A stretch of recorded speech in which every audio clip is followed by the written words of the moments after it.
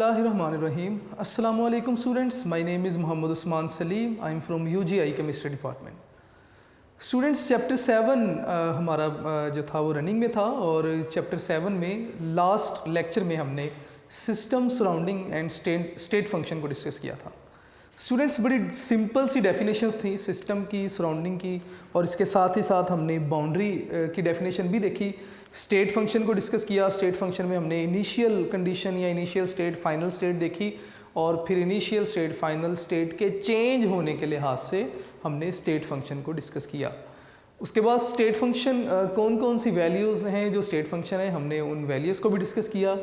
तो आइए स्टूडेंट्स, आज का जो हमारा नेक्स्ट टॉपिक है that is internal energy and first law of thermodynamics. तो स्टूडेंट्स हम स्टार्ट करेंगे इंटरनल एनर्जी से।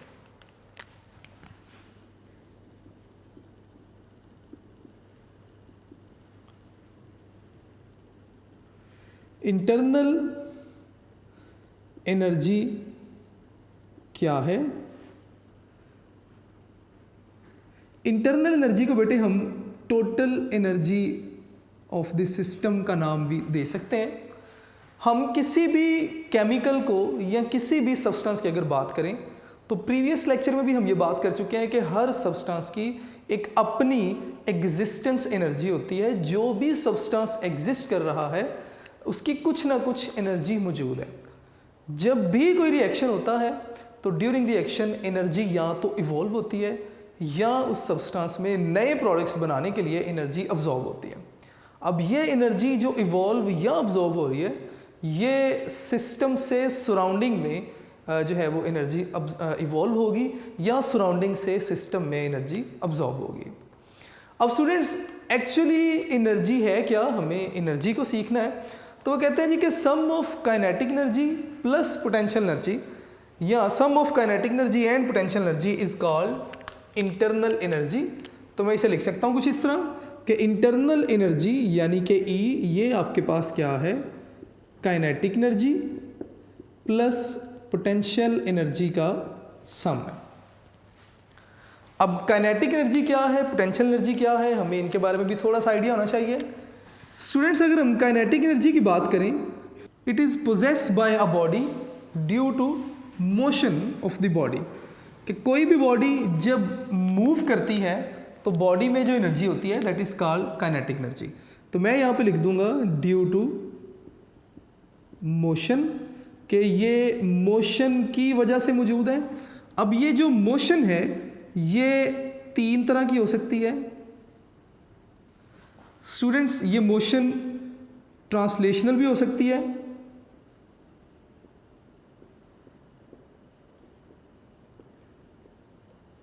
इसी तरह ये मोशन वाइब्रेशनल भी हो सकती है,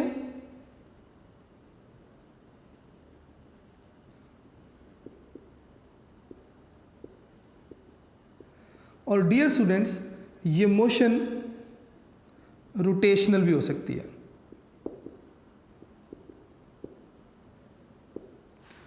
हमें थोड़ा सा आइडिया होना चाहिए अबाउट ट्रांसलेशनल मोशन, वाइब्रेशनल और रोटेशनल मोशन।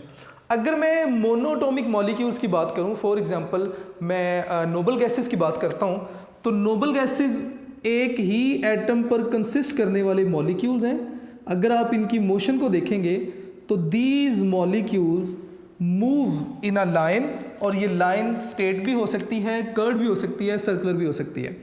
ठीक है, फॉर एग्जांपल ये मॉलिक्यूल इस तरफ मूव कर रहा है, ये मॉलिक्यूल इस तरफ जा रहा है, ये मॉलिक्यूल इस तरफ जा रहा है, इस तरफ, इसी तरह इस तरह। अगर आप इनकी मोशन को देखेंगे तो ये जो है वो ट्रांसलेशनल मोशन है, क्योंकि इनकी मोशन लाइन में है और लाइन स्ट्रेट भी हो सकती है और जो है वो कर्व भी हो सकती है। इसी तरह बेटे वाइब्रेशनल मोशन क्या है? अगर मैं डायटोमिक मॉलिक्यूल्स की बात करूं, फॉर एग्जांपल मेरे पास O2 है या Cl2 है।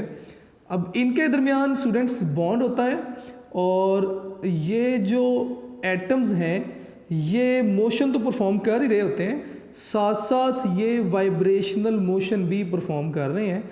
कैसे? इनके दरमियान जो बॉन्ड है वो स्ट्रेच भी होता है और कंप्रेस भी होता है। तो इसका मतलब जब इनके दरमियान ये मोशन होगी, यानी कि बॉन्ड्स के दरमियान एटम्स जो है वो इस फैशन में मूव करेंगे, तो ये वाइब्रेशनल मोशन है। इसी तरह रोटेशनल मोशन के लिए BF3 की एग्जांपल बुक में बताई हुई है, आप भी दे सकते हैं बेटे से। BF3 क्या है, वो कहते हैं जी कि आपके पास बोरोन है, ठीक है, और 3 फ्लोरीन एटम्स जो हैं वो बोरोन के साथ मौजूद हैं इस तरह। तो ये जो मॉलिक्यूल है ये अपने ही एक्सिस के गिर्द रोटेट करता है और इस तरह की मोशन को आप रोटेटरी मोशन का नाम देते हैं। डियर स्टूडेंट्स, इन तीनों मोशंस की वजह से मौजूद जो एनर्जी है उस एनर्जी को हम काइनेटिक एनर्जी का नाम देते हैं। अब पोटेंशियल एनर्जी क्या है? पोटेंशियल एनर्जी होती है जी ड्यू टू अट्रैक्शन। तो मैं यहाँ पे लिखूँगा जी potential energy in a system या जो है वो किसी भी सब्सटेंस में इज प्रोड्यूस या पोजेस ड्यू टू अट्रैक्शंस। ठीक है, अब ये जो अट्रैक्शन है ये अट्रैक्शन भी दो तरह की होती है। ये अट्रैक्शन हो सकती है ड्यू टू बॉन्ड या due to van der Waals forces. तो यहाँ पे हम लिखेंगे जी these attractions are present due to bond, कि बॉन्ड्स की वजह से भी हो सकती है या due to van der Waals attractions की वजह से भी हो सकती है। तो इन तमाम रीजंस की वजह से मौजूद एनर्जी को अगर आप सम लेंगे तो ये आपके पास काइनेटिक एनर्जी कहलाएगी। तो इस तरह अगर आप इंटरनल एनर्जी कहलाएगी। अगर आप डिफाइन करना चाहें इंटरनल एनर्जी को तो आप कुछ इस तरह भी डिफाइन कर सकते हैं कि sum of kinetic energy and potential energy of a system is called internal energy।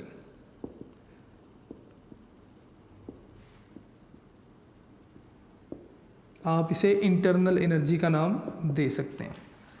अब स्टूडेंट्स, एनर्जी सिस्टम से सराउंडिंग में मूव करती है अगर एक्सोथर्मिक रिएक्शन होगा, और सराउंडिंग से सिस्टम में मूव करेगी अगर एंडोथर्मिक रिएक्शन होगा। फॉर एग्जांपल, ये हमारा कोई सिस्टम है। सिस्टम मतलब यहाँ पे कोई रिएक्शन हो रहा है और दो तरह के एनर्जी चेंजेस आ सकते हैं। एनर्जी या तो सिस्टम में एंटर होगी, मैं यहाँ पे इस तरह लिख दूंगा कि एनर्जी या तो सिस्टम में एंटर होगी या एनर्जी सिस्टम से इवॉल्व होगी। अब बेटे, अगर एनर्जी सिस्टम में एंटर होती है तो एंडोथर्मिक रिएक्शन, और अगर सिस्टम से इवॉल्व होगी तो एक्सोथर्मिक रिएक्शन। अब एनर्जी दो तरीके से सिस्टम में एंटर या इवॉल्व होती है, ठीक है। तो किस तरीके से, दो तरीके से, कौन कौन से तरीके हैं उसे भी देख लेते हैं कि एनर्जी एंटर और evolve in the form of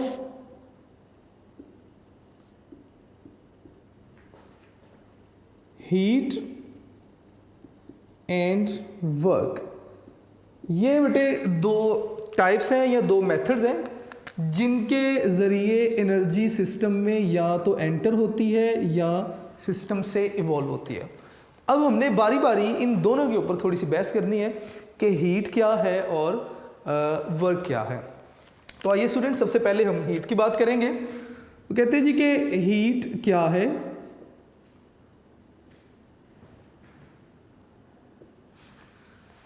heat को यहां पे कुछ इस तरह डिफाइन किया जाएगा कि amount of energy flowing across the system या across the boundary of the system. तो स्टूडेंट्स, हीट को हम डिफाइन करेंगे कि quantity of energy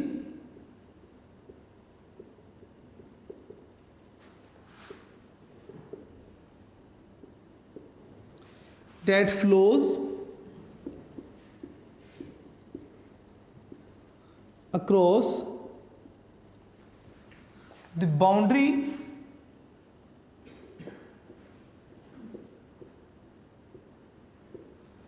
of system during a change in state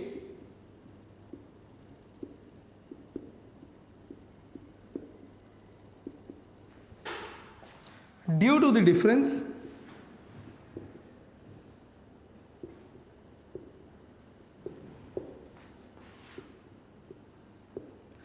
of temperature in system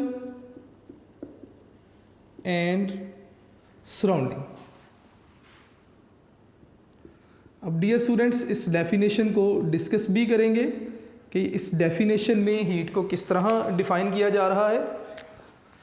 वो कहते हैं जी कि क्वांटिटी ऑफ एनर्जी है ये, या क्वांटिटी ऑफ हीट भी आप कह सकते हैं, ठीक है, डेट फ्लोज, जो कि फ्लो करती है across the boundary of the system, system की बाउंड्री के अक्रॉस फ्लो करेगी। अब ये यहाँ तक क्या मतलब है, जरा साथ साथ देखते जाएंगे। फर्ज करें हमारे पास कोई सिस्टम है, स्टूडेंट्स ये हमारा सिस्टम है जो कि अंडर डिस्कशन है। अब दो तरीके हो सकते हैं, ये सराउंडिंग और ये सिस्टम। अगर सराउंडिंग का टेम्परेचर ज़्यादा है और सिस्टम का टेम्परेचर कम है तो क्या होगा कि एनर्जी सराउंडिंग से सिस्टम में एंटर होगी थ्रू दिस बाउंड्री। और अगर सिस्टम है जी ये सराउंडिंग्स, अगर सराउंडिंग्स का टेम्परेचर कम होगा as compare to temperature of system तो क्या होगा, तो एनर्जी सिस्टम से बाहर फ्लो करेगी। तो इसका मतलब कि एनर्जी फ्लो कर रही है through the boundary of the system. कब? During a change in state. आपने कोई रिएक्शन करवाया, वॉल्यूम चेंज हुआ या प्रेशर चेंज हुआ या टेम्परेचर चेंज हुआ, तो स्टेट के चेंज होने की वजह से एनर्जी में चेंज आएगा और एनर्जी डिफरेंस आएगा। एनर्जी डिफरेंस आने से टेम्परेचर डिफरेंस आएगा और इस टेम्परेचर डिफरेंस की वजह से जो हीट है, जो एनर्जी है, वो सिस्टम की बाउंड्री के क्रॉस फ्लो करेगी। अगर तो हीट सिस्टम में एंटर होती है तो ये एंडोथर्मिक प्रोसेस होगा और इस केस में Q को हम पॉजिटिव साइन के साथ लिखेंगे। तो मैं यहाँ पे लिखूँगा कि इस केस में Q हमारे पास क्या होगा, पॉजिटिव होगा, यानी कि हीट पॉजिटिव होगी। और इस केस में जब सिस्टम से बाहर जा रही है हीट तो हम Q को हमेशा नेगेटिव रखेंगे। Q बेटे यहाँ पे एनर्जी हीट को शो कर रहा है, ठीक है। एक दो बातें आपने यहाँ पे याद रखनी है कि आप हीट को डिनोट करेंगे, डिनोटेड बाय Q, आपने Q से डिनोट किया। ये सिस्टम की प्रॉपर्टी नहीं है, मैं यहाँ पे लिखूंगा कि note the property of system, कि ये किसी भी सिस्टम की प्रॉपर्टी नहीं है, इसीलिए ये स्टेट फंक्शन भी नहीं है। तो मैं यहाँ पे लिख दूंगा नोट अ स्टेट फंक्शन, और ये स्टेट फंक्शन भी नहीं है, ठीक है। ये तीन इन्फॉर्मेशन हैं बेटे, ये आपने अच्छे तरीके से याद रखनी है। ये MCQ के लिए पूछा जा सकता है। इसके साथ साथ अगर आप यहाँ पे ऐड करना चाहें तो आप ये भी लिख सकते हैं कि मेजर्ड इन जाउल्स, कि आप हीट को जाउल्स में मेजर करते हैं। मैं यहाँ पे लिख दूंगा कि मेजर्ड इन जाउल, आप इसे जाउल में मेजर करते हैं हीट को। टेम्परेचर अगर मेजर करना हो तो वो हम केल्विन में या सेल्सियस स्केल में मेजर करेंगे। अब बहुत सारे स्टूडेंट्स को कन्फ्यूजन होगी कि टेम्परेचर और हीट में डिफरेंस क्या है। टेम्परेचर बेटे डिग्री ऑफ हॉटनेस या कोल्डनेस है, किसी बॉडी की हॉटनेस कितनी ज़्यादा है या कोल्डनेस कितनी ज़्यादा है, ये टेम्परेचर है। अगर आपने किसी बॉडी को हीट किया तो कितनी एनर्जी बॉडी में गई, ठीक है, ये जो है वो हीट है और इसे आप Q से जो है वो डिनोट करेंगे। अब यहाँ तक तो बात होगी अबाउट हीट। नेक्स्ट हम डिफाइन करेंगे जी वर्क को, ठीक है। तो आइए स्टूडेंट्स वर्क की डेफिनेशन देखेंगे। सबसे पहले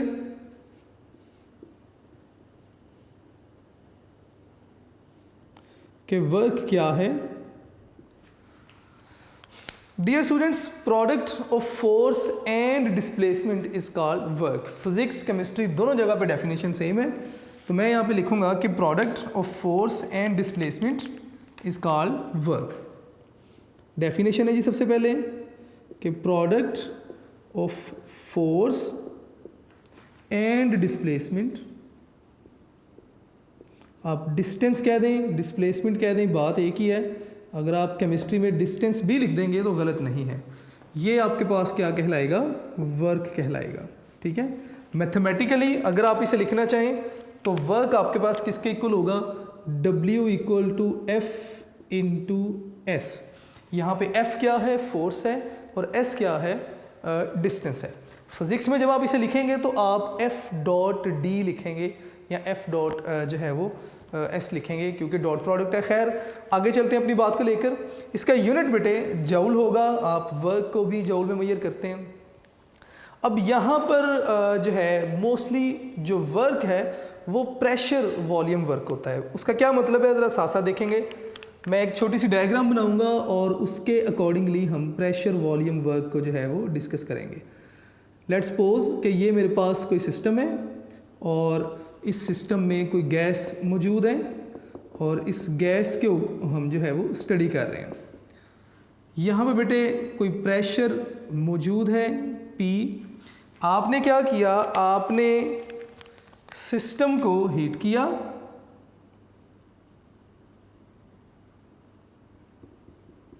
हीट करने से क्या होगा, गैस का वॉल्यूम इंक्रीज होगा, और जब वॉल्यूम इंक्रीज होगा तो ये पहला जो था वो वॉल्यूम था, इंक्रीज होने के बाद लेट्स से गैस का वॉल्यूम यहाँ पे आ गया और इतना जो था वो चेंज आया। ठीक है, अब ये जो वॉल्यूम इंक्रीज हुआ, गैस ने प्रेशर अप्लाई किया और प्रेशर अप्लाई होने से वॉल्यूम इंक्रीज हुआ, तो ये आपके पास वर्क था जो कि गैस ने किया पिस्टन पे, और इस वर्क को आप प्रेशर वॉल्यूम वर्क भी कह सकते हैं। तो मैं इसे PV लिख दूंगा, that it is pressure volume work. ठीक है, तो अब ये जो प्रेशर वॉल्यूम वर्क है ये दो तरह का होता है, पॉजिटिव भी हो सकता है, नेगेटिव भी। ठीक है, तो मैं यहाँ पे लिखूँगा कि प्रेशर और वॉल्यूम वर्क की हम बात कर रहे हैं, तो ये पॉजिटिव भी हो सकता है और नेगेटिव भी। कब पॉजिटिव होगा कब नेगेटिव होगा नेक्स्ट हम ये डिफाइन कर देंगे। तो pressure volume work will be positive, और पॉजिटिव कब होगा, if work done on system. मैं यहाँ पे नेक्स्ट लिखूंगा जी, if work done on system, if work done on system. अगर आप सिस्टम पे वर्क डन करेंगे तो पॉजिटिव होगा, और अगर आप क्या करेंगे, सिस्टम वर्क करेगा, तो ये जो प्रेशर वॉल्यूम वर्क है ये क्या होगा, नेगेटिव होगा। तो मैं लिखूंगा जी, इफ वर्क डन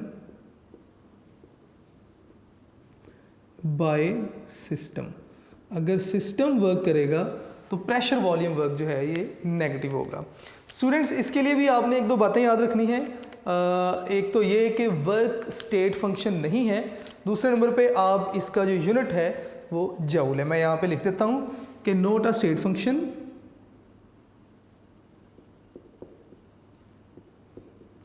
कि ये स्टेट फंक्शन नहीं है, और इसका यूनिट क्या होगा, इसका यूनिट भी जूल है। ये बेटे इंपॉर्टेंट दो बातें थी, आपने इन्हें अच्छे तरीके से याद रखना है, और MCQ में ये पूछी जा सकती हैं, बल्कि वर्क के लिए तो बार बार पूछा गया है कि बताएं वर्क स्टेट फंक्शन है या नहीं। अभी तक हमने क्या डिस्कस किया, हमने इंटरनल एनर्जी डिस्कस की। हमने कहा जी काइनेटिक एनर्जी पोटेंशियल एनर्जी का जो सम है वो इंटरनल एनर्जी है। काइनेटिक एनर्जी मोशन की वजह से, और मोशन तीन तरह की है, ट्रांसलेशनल, वाइब्रेशनल और रोटेशनल। उसके बाद हमने कहा जी पोटेंशियल एनर्जी अट्रैक्शन की वजह से, अट्रैक्शन दो तरह की है, due to the bond, covalent bond भी हो सकता है कोई भी, और वैन डर वाल फोर्सेस की वजह से। उसके बाद हमने कहा जी कि अगर इन्हीं इन्फॉर्मेशन को देखते हुए हम इंटरनल एनर्जी को डिफाइन करने जाएं तो sum of kinetic and potential energy is called internal energy. Dear students, उसके बाद हमने कहा जी कि सिस्टम से एनर्जी या तो सिस्टम में एंटर हो सकती है या सिस्टम को लीव कर सकती है by two ways. In the form of heat या in the form of work. तो सबसे पहले हीट क्या है, हमने कहा जी क्वांटिटी ऑफ एनर्जी पोजेस या flow across the boundary of a system during a state change. किस वजह से? Due to the difference of temperature in system and surrounding, यानी कि सिस्टम और सराउंडिंग में टेम्परेचर के डिफरेंस की वजह से जो अमाउंट ऑफ एनर्जी सिस्टम से बाहर जाएगी या सिस्टम में एंटर होगी, ये आपके पास हीट कहलाएगी। इसे आप क्यू से डिनोट करेंगे और ये सिस्टम की प्रॉपर्टी नहीं है, इसलिए ये स्टेट फंक्शन भी नहीं है और इसका यूनिट जो है वो जूल है। इसी तरह वर्क की अगर हम बात करें तो product of force and displacement mathematically W equal to F into S, और केमिस्ट्री में हम प्रेशर वॉल्यूम वर्क की बात करेंगे। प्रेशर वॉल्यूम वर्क पॉजिटिव होगा अगर सिस्टम के ऊपर हम वर्क करेंगे, और प्रेशर वॉल्यूम वर्क जो है वो नेगेटिव होगा अगर हम सिस्टम से वर्क जो है वो करवाएंगे। डियर स्टूडेंट्स, इसके बाद हम first law of thermodynamics start करेंगे। आइए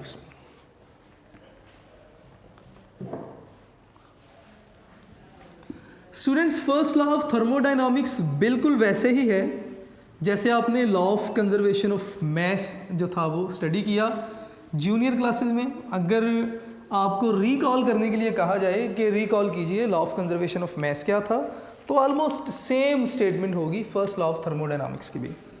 तो स्टूडेंट्स, सबसे पहले first law of thermodynamics,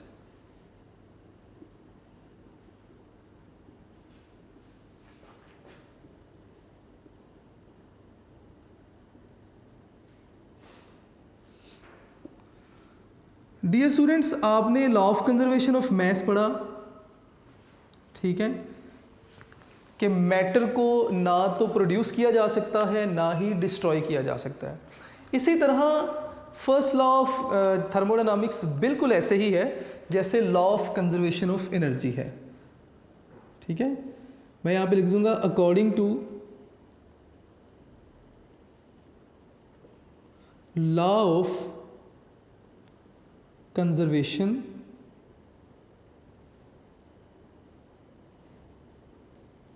of energy, ये बिल्कुल वैसे ही है जैसे law of conservation of energy है। Law of conservation of energy में हम क्या कहते हैं कि energy can neither be produce nor be destroyed, just change its form from one to other. तो बिल्कुल सेम आप यहाँ पे स्टेटमेंट लिख देंगे। याद रखिएगा कि लॉ की डेफिनेशन नहीं होती, लॉ की स्टेटमेंट होती है, क्योंकि लॉज जो हैं वो हम बयान करते हैं। तो जब भी आप लॉ लिखेंगे तो उसकी स्टेटमेंट बताएंगे। आपने बताना है कि energy can neither be produce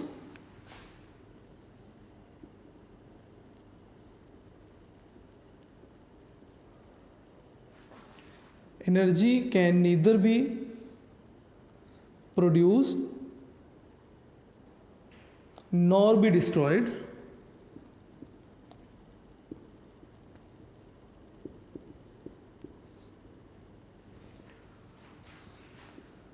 but can change from one form to another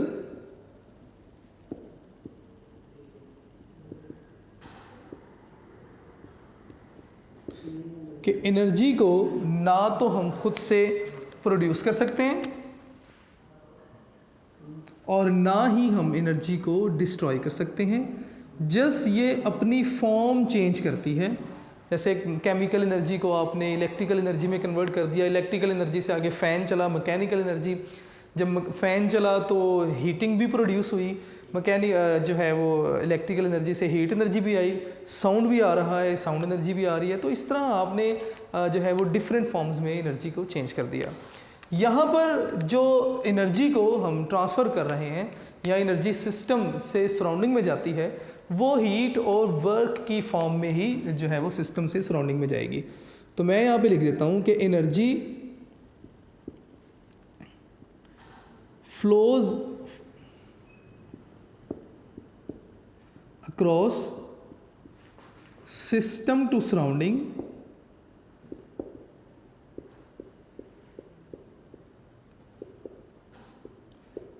in the form of heat and work। कि हीट और वर्क की फॉर्म में ही एनर्जी सिस्टम से सराउंडिंग में मूव करेंगे। तो energy flows across system to surrounding in the form of heat and work, but total energy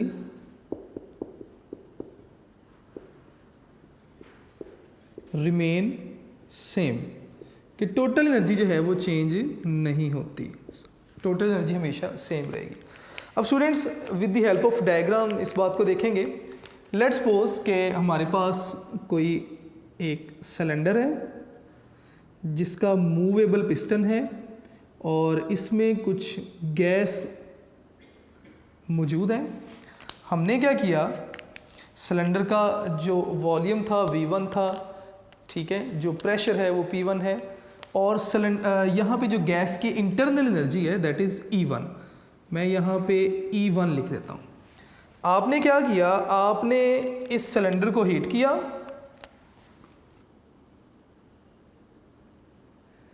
जब आपने सिस्टम को हीट किया तो पहले जो सिस्टम था इसका वॉल्यूम लेट से इतना था। आपने जब सिस्टम को हीट किया तो पिस्टन ने अपवर्ड मूव किया ड्यू टू दिस हीट, क्योंकि टेम्परेचर बढ़ाएंगे तो वॉल्यूम बढ़ेगा। पिस्टन ने अपवर्ड मूव किया और अपवर्ड मूव करने से पिस्टन यहाँ तक आ गया लेट से। अब यहाँ तक आया तो इट मीन्स के कुछ वर्क हुआ। अब कितना वर्क हुआ, यहाँ पर जो सिस्टम की एनर्जी है इसे आप E2 का नाम दे दें। Q अमाउंट ऑफ एनर्जी आपने दी, ठीक है, और इस Q अमाउंट ऑफ एनर्जी ने क्या किया, दो काम किए। एक तो वर्क किया और दूसरा इसने क्या किया, इसने सिस्टम की एनर्जी जो थी उसे चेंज कर दिया, ठीक है। तो अगर हम इनके दरमियान एक इक्वेशन बनाना चाहें तो इक्वेशन कुछ इस तरह होगी कि डेल E के change in energy is always equal to heat provided plus work done. और ये वर्क डन कौन सा है, जो सिस्टम ने जो था वो किया इस पिस्टन को अपवर्ड मूव करवाने में, ठीक है। अगर गैस के प्रेशर को P कह दें और जो वॉल्यूम में इंक्रीज आया उससे V कह दें, तो फिर इस तरह हम लिख सकते हैं कि और डेल E इक्वल हो जाएगा आपके पास Q plus P del V, ठीक है। क्यों, क्योंकि मैं ऑलरेडी आपको बता चुका हूँ कि गैसेस का जो पिस्टन के ऊपर वर्क होता है उसे आप प्रेशर वॉल्यूम वर्क कह सकते हैं। अब पिस्टन ने वर्क किया या गैस ने वर्क किया सॉरी, तो सिस्टम की तरफ से वर्क हुआ तो ये वर्क जो है ये नेगेटिव होगा। मैं यहाँ पे नेगेटिव साइन के साथ लिखूँगा, या मैं इसे इस तरह भी लिख सकता हूँ कि डेल E आपके पास इक्वल हो जाएगा जी Q minus P del V, ठीक है। अब डियर स्टूडेंट्स अगर हम क्या करें, प्रेशर को कांस्टेंट कर दें या पिस्टन को आप फिक्स कर दें, मैं यहाँ पे लिख दूंगा इफ पिस्टन इज फिक्स्ड। अगर आपने पिस्टन को फिक्स कर दिया तो इसका मतलब कि जो वॉल्यूम में चेंज आएगा वो क्या हो जाएगा, ज़ीरो हो जाएगा। तो देन डेल V आपके पास किसके इक्वल हो जाएगा, ज़ीरो के इक्वल हो जाएगा। तो इसका मतलब कि फिर यहाँ पर जो चेंज इन एनर्जी होगा वो सारे का सारा Q जो है वो हीट सप्लाइड के इक्वल होगा, और इसे आप QV लिखेंगे, मतलब ये कांस्टेंट वॉल्यूम पे बात हो रही है, ठीक है। तो आपने देखा कि अगर हम पिस्टन को अलो करें कि वो मूव करें तो इसका मतलब सिस्टम पिस्टन को अपवर्ड मूव करने में कुछ वर्क करेगा, और यहाँ पे टोटल एनर्जी जो हीट प्रोवाइड की वो माइनस आप वर्क जो है वो सब्ट्रैक्ट कर देंगे। और अगर फिक्स पिस्टन होगा तो वॉल्यूम में चेंज नहीं आएगा, इसका मतलब जितनी भी आप हीट दे रहे हैं वो सारी की सारी जो सिस्टम की एनर्जी है उसमें कन्वर्ट होती जा रही है। डियर स्टूडेंट्स ये हमारे पास फर्स्ट लॉ ऑफ थर्मोडायनामिक्स था, इजी था। आपने अपने लेक्चर नोट्स ज़रूर बनाने हैं, यूनिक नोट्स ज़रूर देखिएगा, और इम्पोर्टेंट शॉर्ट क्वेश्चन और MCQs मिलेंगे आपको यूनिक नोट्स में से। और बेटा इंशाल्लाह नेक्स्ट लेक्चर में हम नेक्स्ट टॉपिक डिस्कस करेंगे। अपना ढेर सारा ख्याल रखिएगा। अस्सलाम वालेकुम।